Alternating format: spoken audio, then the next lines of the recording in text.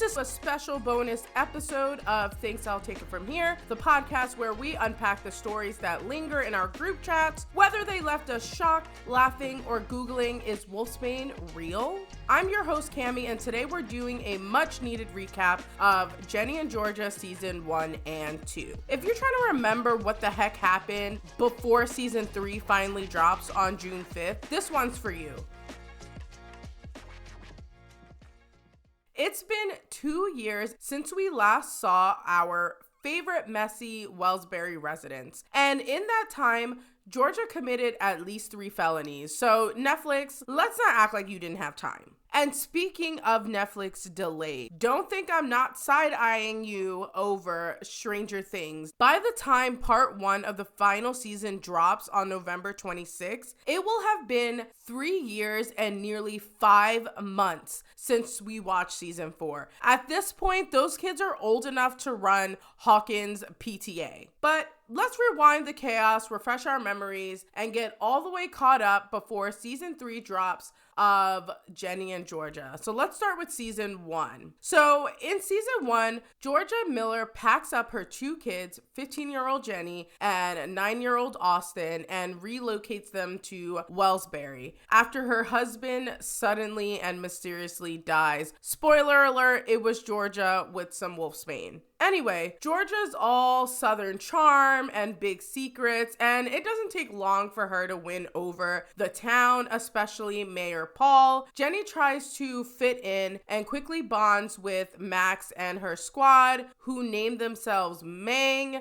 which Georgia immediately roasts and says it sounds like a ripe vagina. And honestly, she had a point. They really could have gone with like G-Man or literally anything else that didn't sound like a fungal infection. But Ginny starts dating Hunter, who's like all straight A's, 0 Riz, but sweet and earnest in like a puppy dog kind of way. But meanwhile, she's also secretly catching feelings for Max's twin brother, Marcus, who's got all the Riz, but also the trauma and emotional unavailability of a man twice his age. Meanwhile, Georgia claws her way into local government, manipulating her way into a job and blackmailing Joe, the local coffee shop owner, who is honestly fine as hell. And this is someone she actually met briefly as a teen, as we see in a flashback. And we see Ginny also jungling like this new friend group and the drama of the friend group and the emotional roller coaster of 2 very different boys. Ginny questions her relationship with Hunter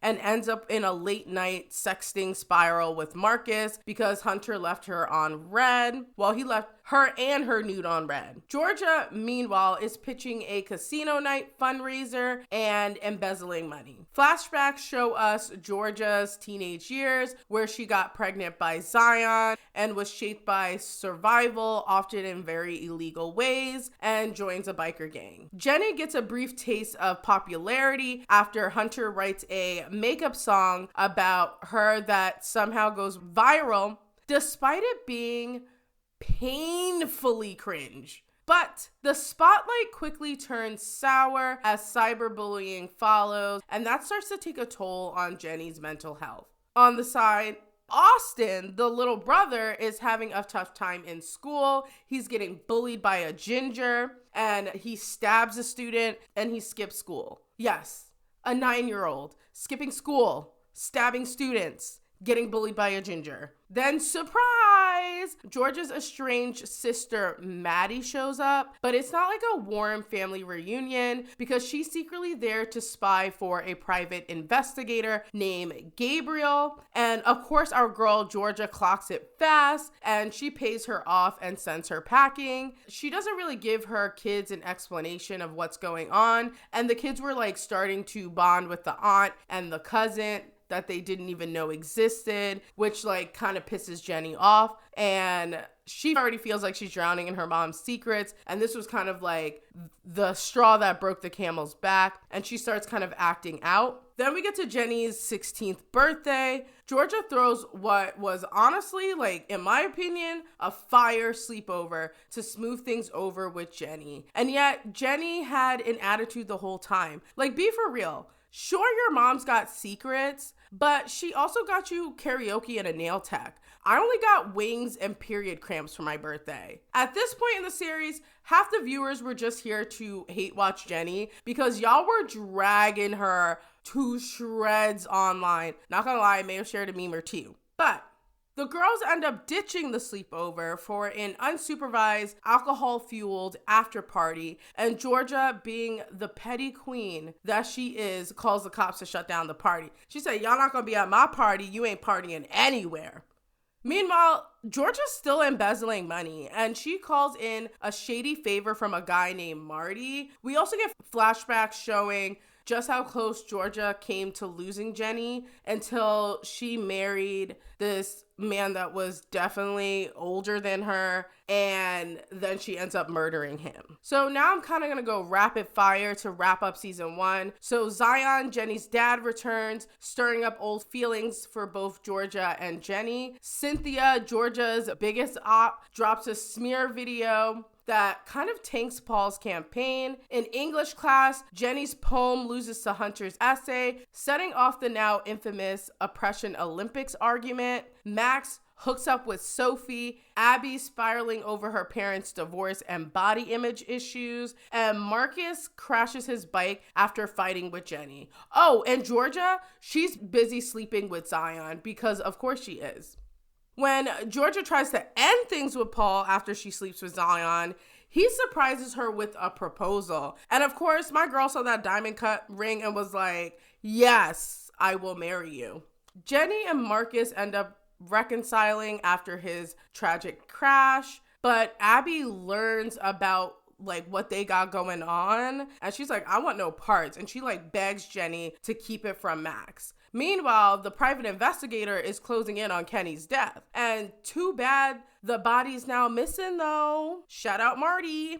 Everything blows up when Max finds Marcus's phones and sees a text exchange between Jenny and Marcus, and she learns Jenny's been cheating on Hunter and lying to her.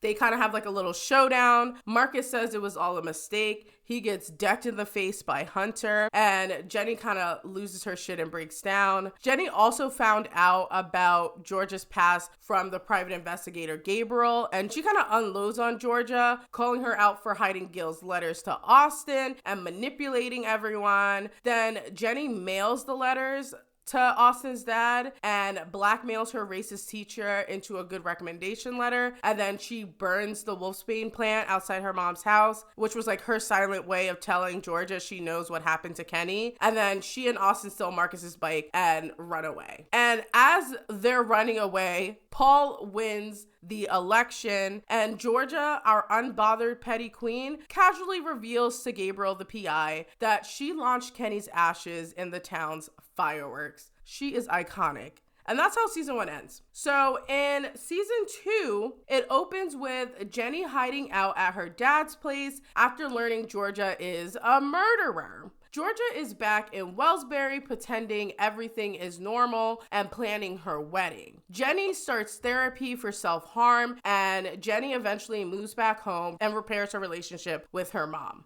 Georgia tries and fails to win over Paul's conservative family, bless her heart. Meanwhile, the private investigator Gabriel is still lurking around. Then boom, Gil, Austin's abusive dad, slithers his way into town. Flashbacks reveal he was violent and that Georgia embezzled money from the company he worked at and framed him, which landed him in jail.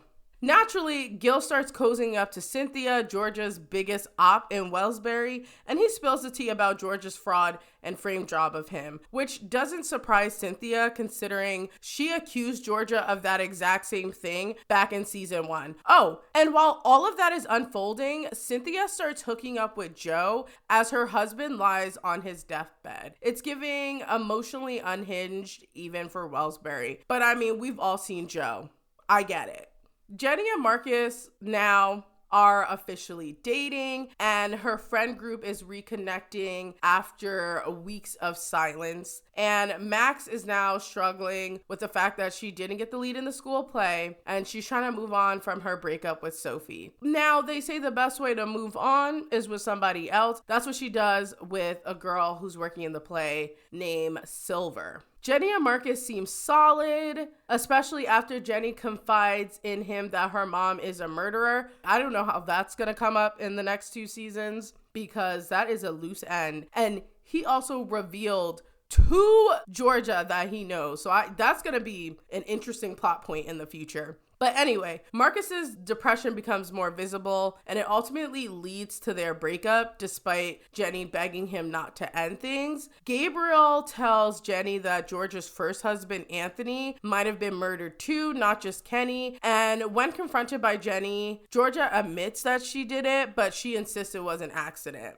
Tensions explode when Georgia smothers Cynthia's comatose husband, Tom, with a pillow, thinking she's showing kindness to Cynthia, unaware that Austin saw it all. Gil becomes increasingly aggressive, eventually assaulting Georgia in her home, prompting Austin to shoot him in her defense. He doesn't die or anything, but he does get shot. The family scrambles to hide the incident, and Georgia later cancels the wedding but hides it from Paul because she doesn't want to get Paul involved in this messiness. But eventually Paul confronts Georgia about her past, of course minus, the murders. And she kind of comes clean to him, not with everything, but with a few half-truths.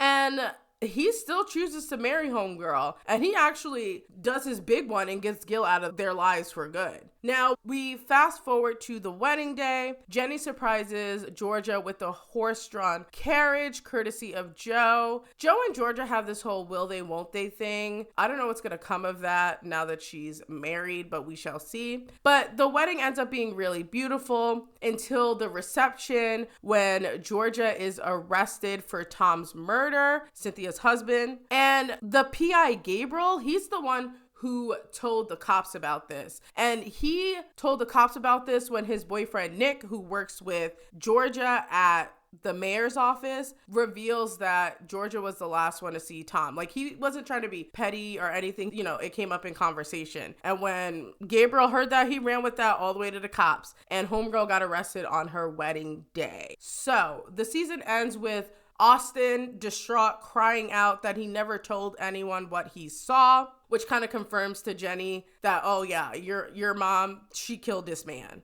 So what we know so far about season 3 is that it's premiering June 5th. It's picking up immediately after Georgia's arrest for the murder of Tom. Now she's under house arrest with an ankle monitor, and Georgia faces a first-degree murder charge, potentially leading to life imprisonment without parole. Jenny kind of struggles with the fallout at school, within her social circle, striving to support her mother while questioning if it's the right thing to do. The trailer showcases the complexities of their mother-daughter relationship, with Georgia reminding Jenny, "We're in this together, ride or die," to which Jenny responds, "Where are we riding and why do we have to die?" The trailer also reveals a potential romantic moment between Max and Sophie, adding to the intricate webs of relationships in Wellsbury. Joe, Nick, and other townspeople find themselves entangled in the unfolding drama. Especially Nick, I would think, since he knows about Georgia's past and the embezzlement. Even though he forgave her for the embezzlement, which is crazy to me, he's got all this extra information, and I'm curious to see where that goes in season 3. Some other things I'm curious to see,